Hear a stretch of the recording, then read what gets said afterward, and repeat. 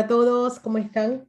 Vamos a continuar con la lectura del anexo a un curso de milagros de psicoterapia, propósito, proceso y práctica. Todavía estamos en el capítulo número 2, en el proceso de la psicoterapia. Vamos a respirar un momento. Inhalamos, exhalamos, tomamos una pausa.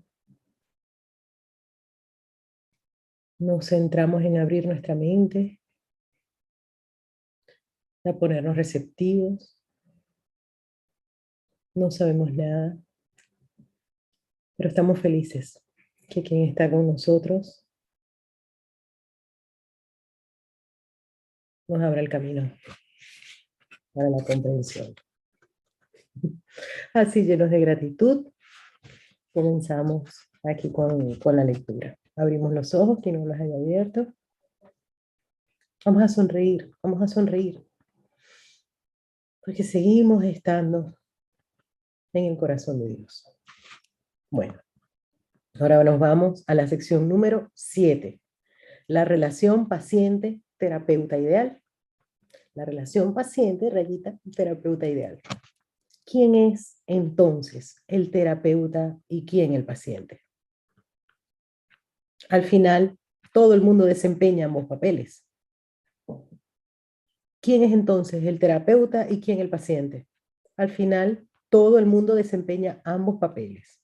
Todos somos terapeutas y todos somos pacientes. El aparente paciente está sirviendo al terapeuta para que se sane. Pero a la hora de la verdad es que esto es en un sentido muy verdadero, porque el Hijo de Dios es uno, no hay el otro, es una ilusión, es la proyección del error en mí mismo. Bueno, sigamos. ¿Quién es entonces el terapeuta y quién el paciente? Al final, todo el mundo desempeña ambos papeles. Aquel que necesita curación debe curar. Médico, cúrate a ti mismo. ¿Quién más, sino tú, necesita curarse? ¿Quién más, sino necesita curación? Cada paciente que acude a un terapeuta le ofrece a éste la oportunidad de curarse a sí mismo. Por lo tanto, es su terapeuta. Y cada terapeuta debe aprender a curarse con cada paciente que acude a él. De esta manera, el terapeuta se convierte en el paciente. Lo voy a repetir porque aquí nos está explicando por qué ambos desempeñan el mismo papel. Desempeñan ambos papeles. ¿Quién es entonces el terapeuta y quién el paciente? Al final, todo el mundo desempeña ambos papeles. Aquel que necesita curación debe curar. Médico, cúrate a ti mismo. ¿Quién más, sino tú, necesita curarse? ¿Quién más, sino necesita curación? Cada paciente que acude a un terapeuta le ofrece a éste la oportunidad de curarse a sí mismo. Por lo tanto, es su terapeuta. Y cada terapeuta debe aprender a curarse con cada paciente que acude a él. De esta manera, el terapeuta se convierte en el paciente. Aquí no hay más nada que explicar, salvo lo que ahora dice. Dios no sabe nada de separación. Dios no sabe nada de este sueño. Dios no sabe nada de separación. Lo único que sabe es que tiene un hijo. ¿Ya se dan cuenta? Lo único que sabe es que tiene un hijo. Dios no sabe nada de separación.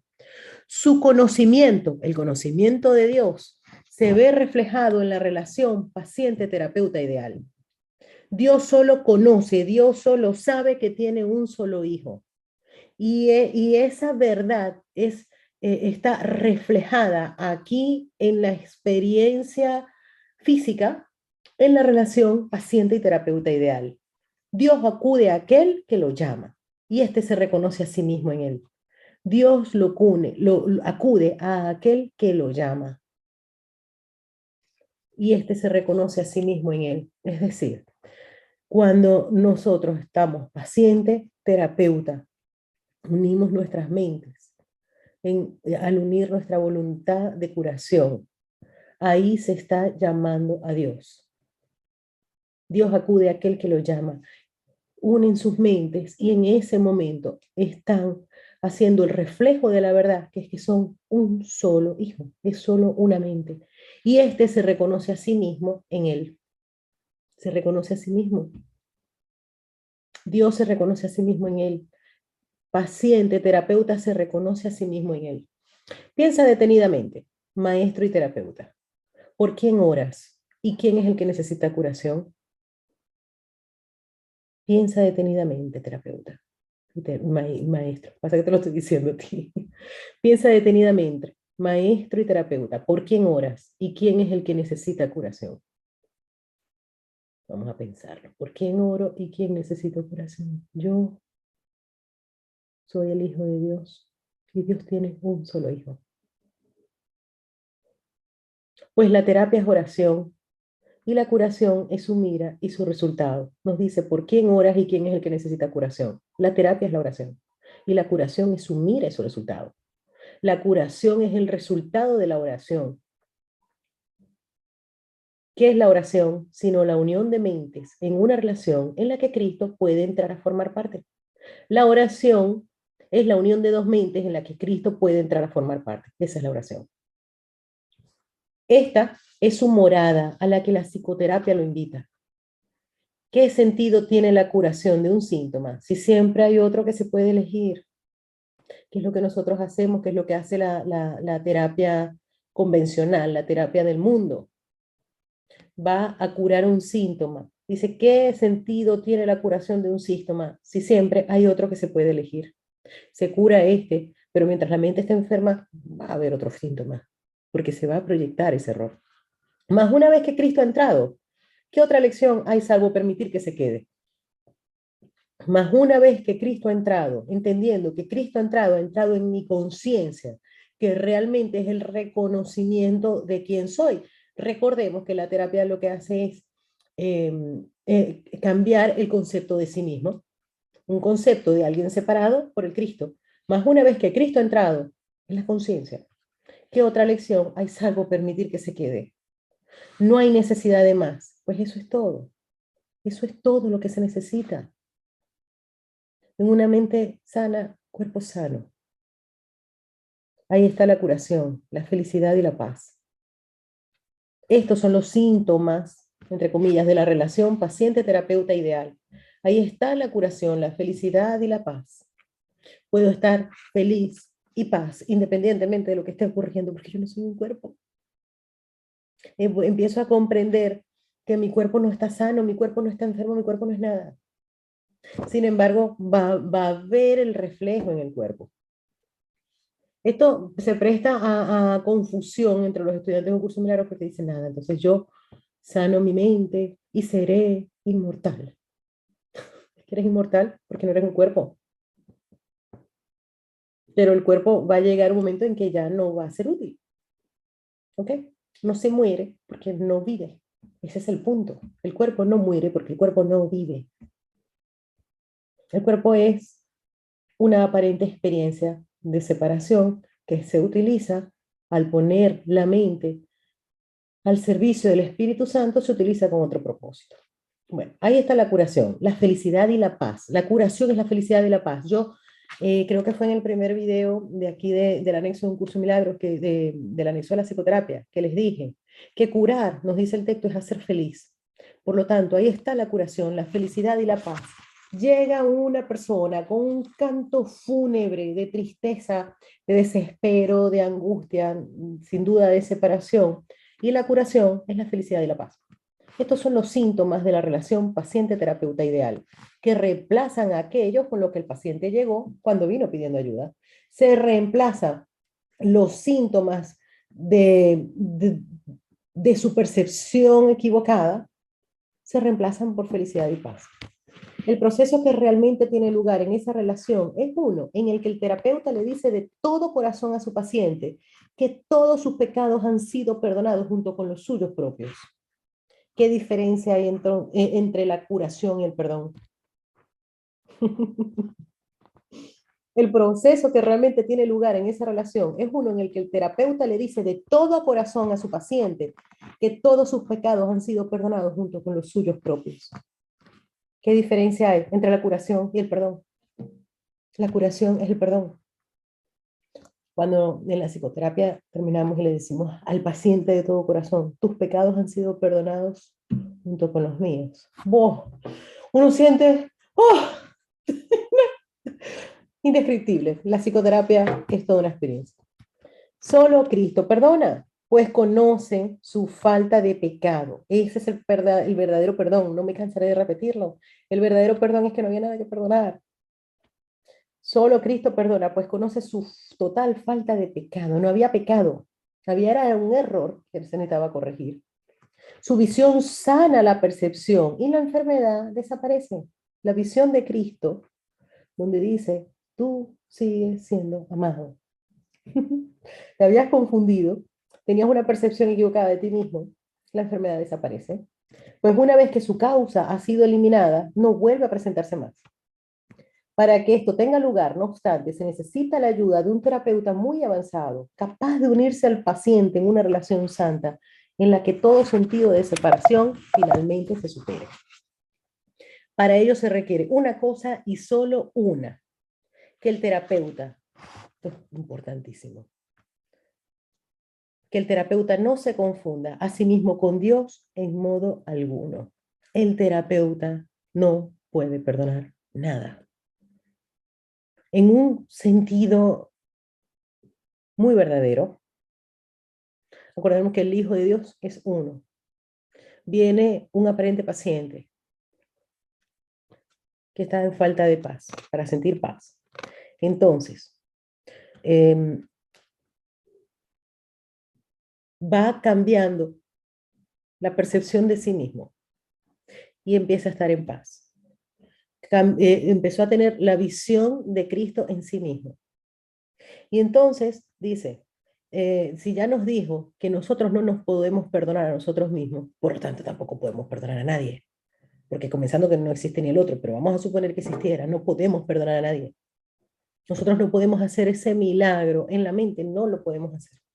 Entonces dice, para ello se requiere una cosa y solo una, que el terapeuta no se confunda a sí mismo con Dios en modo alguno. No podemos hacer el milagro en la mente del otro. Todo sanador no sanado cae en esta confusión fundamental de una u otra forma, al considerarse como su propio creador en lugar de creado por Dios. Al considerarse como su propio creador en lugar de creado por Dios. Claro, yo te sané, yo te perdoné, yo te salvé. Rara vez, si acaso, es esta una confusión de la que es consciente o el sanador no sanado se convertiría instantáneamente en un maestro de Dios y consagraría su vida a la verdadera curación. Bueno. Todo sanador no sanado cae en esta confusión. Todo sanador no sanado cae en la confusión de que cree que es el que puede perdonar al paciente. Y así ha confundido, cuando lo hace, se ha confundido a sí mismo con Dios. Todo sanador no sanado cae en esta confusión fundamental de una u otra forma, al considerarse como su propio creador en lugar de creado por Dios. Rara vez, si acaso, es esta una confusión de la que es consciente. Rara vez se hace consciente de esta confusión. Pero bueno, por eso nos los dice, para que tomemos conciencia. O el sanador no sanado, si se diera cuenta de que él no es el que sana, o el sanador no sanado se convertiría instantáneamente en un maestro de Dios y consagraría su vida a la verdadera curación. ¿Por qué? Porque un maestro de Dios tiene una particularidad. Ha dejado de ver sus intereses como separados de los demás. Antes de llegar a este punto, pensó que estaba a cargo del proceso terapéutico y que por lo tanto era responsable de sus resultados. ¿Cuándo sabemos que nos queremos hacer responsables de los resultados? Cuando termina la psicoterapia nos ponemos a pensar, ay, pero ha tenido que pasar esto, ha tenido que pasar aquello. Espérate, esto era un medio. El Espíritu Santo necesitaba una voz por medio de la cual hablar.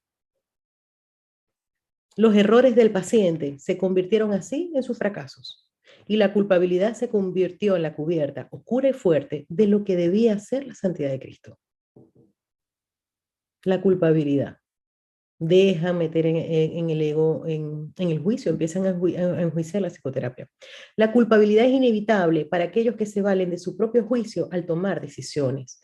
Entonces, es inevitable que sintamos culpabilidad al terminar una psicoterapia cuando hemos decidido utilizar nuestros conocimientos del mundo, entre comillas, conocimientos, los conocimientos del mundo para hacer la psicoterapia. Entonces, indiscutiblemente que ahí se puede entrar la culpabilidad. La culpabilidad es imposible para aquellos a través de los cuales habla el Espíritu Santo. Eliminar la culpabilidad es el verdadero objetivo de la terapia y el evidente objetivo del perdón. ¿Cómo eliminamos la culpabilidad? Aparentemente en el paciente. Siempre toda aflicción es una falta de perdón, por lo tanto hay una culpabilidad. Eliminar la culpabilidad es el verdadero objetivo de la terapia. Entonces ya también nos están diciendo que la culpabilidad es cuando no, yo lo digo de esta forma en las formaciones de psicoterapia. La culpabilidad, te vas a sentir culpable después de una psicoterapia cuando tú has querido tener el control de la psicoterapia. Cuando no te has puesto a un lado y dejar que el Espíritu Santo hable a través de ti. Por supuesto que quienes no lo han hecho, en un principio se sienten así angustiados, es que cómo va a ser posible, eso es imposible y tal, pero ponen la pequeña dosis de buena voluntad y empieza a ver el milagro y se dan cuenta de quiénes son. Y después los testimonios, después que hacen una psicoterapia, son bellísimos. No me lo podía creer, cómo fluía, cómo es una cosa bella. Eliminar la culpabilidad es el verdadero objetivo de la terapia y el evidente objetivo del perdón. ¿Cuál es el objetivo del perdón? Reconocer que sigo estando en Dios, reconocer quién soy. En la psicoterapia lo experimentamos, porque la psicoterapia es una experiencia. No me cansaré de repetirlo. En esto, su unicidad se puede apreciar claramente. Más, ¿cómo podría experimentar el final de la culpabilidad quien se siente responsable de su hermano en el papel de guía suyo? ¿Cómo podría experimentar el final de la culpabilidad quien se siente responsable de su hermano en el papel de guía suyo? Es que no podemos ser el guía de nadie. Tal función presupone un conocimiento. La función de ser guía de alguien presupone un conocimiento que nadie aquí puede tener. ¿Ok?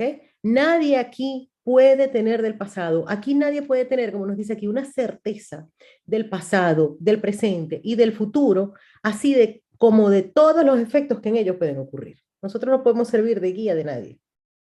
Nosotros podemos ser un terapeuta por medio del cual el Espíritu Santo utiliza nuestra voz, pero que sea su voz. Solo desde esta perspectiva omnisciente podría ser posible semejante función. Nosotros, siendo honestos, una de las características del maestro de Dios es la honestidad. Si nosotros somos honestos, tenemos certeza del pasado, del presente, del futuro, así como de todos los efectos que en ellos pueden ocurrir. No, seamos honestos, no sabemos, no sabemos, no podemos.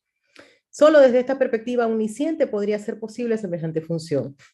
Mas ninguna percepción es omnisciente, ni en el diminuto yo de uno solo contra el universo, ni es el diminuto yo de uno solo contra el universo capaz de asumir que posee tal sabiduría, excepto en la locura.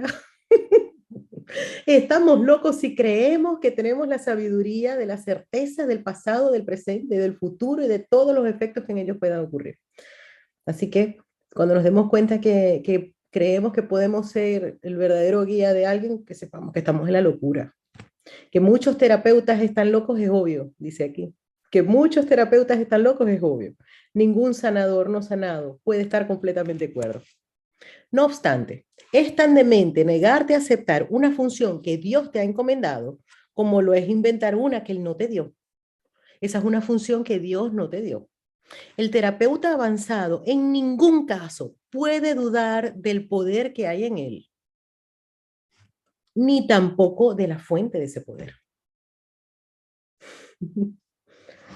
Varias veces nos dice Jesús en un curso de milagros que el poder que nosotros tenemos en la mente, bueno, ni nos los imaginamos. Podemos restringir ese poder, pero no lo podemos eliminar porque Dios fue el que no lo creó y lo que Dios creó es eterno. Entonces dice, puede ser que tengas miedo a tu mente, pero no puedes eliminar el poder que tiene tu mente. Qué bonito. El terapeuta avanzado en ningún caso puede dudar del poder que hay en él, ni tampoco de la fuente de ese poder. Comprende que todo poder en la tierra y en el cielo le pertenece por ser quien es. Vamos a respirar, miren. Todo el poder en la tierra y en el cielo le pertenece por ser quien es, el Hijo de Dios. Y Él es quien es debido a su Creador, cuyo amor reside en Él y quien jamás puede fallar. Piensa en lo que esto significa. Los regalos de Dios son suyos para dar. Sus pacientes son los santos de Dios, quienes invocan su santidad para hacer la suya. Y según Él se las concede, ellos contemplan la radiante faz de Cristo, que a su vez los contempla a ellos. Ellos contemplan la faz de Cristo en el terapeuta y el terapeuta desde la faz de Cristo contempla la faz de Cristo en el paciente. Los dementes, al creer que son Dios, temen ofrecer debilidad al Hijo de Dios. Los dementes, al creer que son Dios, no temen ofrecer, yo sí dije, me equivoqué aquí, faltó uno. Los dementes, al creer que son Dios, no temen ofrecer debilidad al Hijo de Dios. Y por esa razón, lo que ven en él, en verdad los atemoriza. Miren, los dementes al creer que son Dios, los dementes, ¿cuáles son? Los que creen que son Dios, no temen ofrecer debilidad al Hijo de Dios. Y por esa razón, lo que ven en él, en verdad los atemoriza. Cuando creo que soy Dios, que estoy ocupando el papel de Dios, lo que realmente me voy a sentir es en debilidad, porque yo no tengo esa capacidad. Es la verdad, no tengo esa capacidad. Entonces, en realidad lo que estoy ofreciendo es debilidad. Y desde esa debilidad, lo que veo en ese canto fúnebre que me está contando el paciente, me atemoriza. El sanador no sanado no puede evitar sentir miedo de sus pacientes y sospecha de su lealtad por la traición que ve en sí mismo. Intenta curar y en ocasiones tal vez lo consiga. Su éxito será limitado y de corta duración. Aparentemente pudo curar, pero su éxito será limitado y de corta duración. No ve el Cristo en aquel que acude a él. ¿Qué respuesta puede dar aquel que parece un extraño, ajeno a la verdad y pobre en sabiduría, desprovisto del Dios que le debe ser dado? Contempla a tu Dios en él, pues lo que veas será tu recompensa. ¿Cuántas veces uno no ha escuchado los terapeutas que necesitan ayuda? Necesitan ayuda porque yo he tenido muchísimos casos de personas, oye, que me llegó alguien con este caso y desde ahí casi no duermo, me da mucha tristeza, me da mucho desespero, no sé, no sé cuánto, ¿qué pasó? Que no vio el Cristo. Hizo real el error del paciente. Y entonces, como el otro es mi proyección, me debilito y me termino enfermando yo, pero no tiene nada que ver el otro. El otro lo que me mostró es algo que yo necesito sanar. Piensa en lo que en realidad significa la unión de dos hermanos. A ver, piensa en lo que en realidad significa la unión de dos hermanos. Y luego olvídate del mundo y de todos sus míseros triunfos, así como de sus sueños de muerte. Todos son uno y lo mismo. Y ahora nada puede recordarse del mundo de la culpa.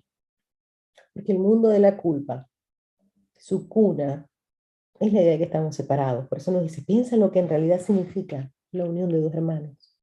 Es la representación de la verdad. La habitación se transforma en un templo y la calle en un torrente de estrellas que rozando suavemente se desliza más allá de todos los sueños enfermizos. La curación se ha dado, pues lo que es perfecto no necesita curación. ¿Y qué puede necesitar perdón allí donde no hay pecado? ¿Y qué puede necesitar perdón allí donde no hay pecado? Me gusta mucho porque donde dice que es el mundo y dice que se utilizó para que Dios no pudiera entrar, se le cambia el propósito y, y se empieza a ver el mundo real. Entonces dice, claro, al unirse dos hermanos, desaparece la culpabilidad de la separación. Entonces dice, la habitación se transforma en un templo y la calle en un torrente de estrellas.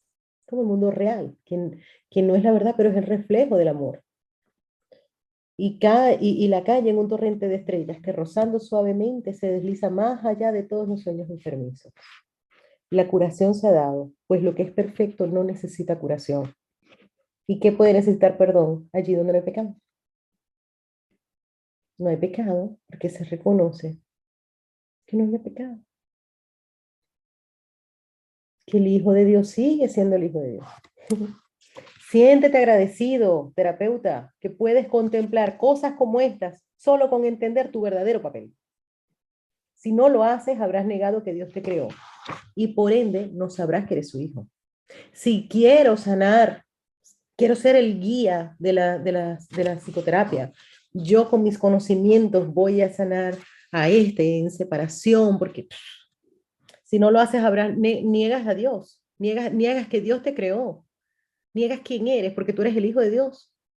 Dios es tu fuente y por ende no sabrás que eres su hijo. ¿Quién es tu hermano ahora? ¿Qué santo puede venir para llevarte con él a casa? Has perdido el rumbo. Si tú no eres el hijo de Dios y te has creado a ti mismo y por eso tú crees que puedes sanar a otro, entonces no estás viendo a tu hermano. Y si no estás viendo a tu hermano, no estás viendo lo que eres tú. ¿Quién es tu hermano ahora? ¿Qué santo puede venir para llevarte con él a casa? Has perdido el rumbo. ¿Cómo puedes ahora esperar ver en él una respuesta que te has negado a dar? Cura y cúrate. No hay otra alternativa que pueda jamás conducir a la paz. La alternativa a la paz es curar y te curarás. Deja entrar a tu paciente, pues viene a ti de parte de Dios. Ahora, cuando pasemos al próximo capítulo, en la práctica de la psicoterapia, nos habla de la selección de pacientes. Pero bueno, aquí termina y ahora nos explica esto. No hay otra alternativa que pueda jamás conducirte a la paz. Deja entrar a tu paciente, pues viene a ti de parte de Dios. ¿No es acaso su santidad suficiente para despertar en ti tu memoria de Él, tu memoria de Dios, tu memoria de tu fuente? ¿No es acaso su santidad, el ver la inocencia, ver la santidad, el verlo libre de pecado, que puede despertar en tu memoria el recuerdo de Dios? Maravilloso, espectacular.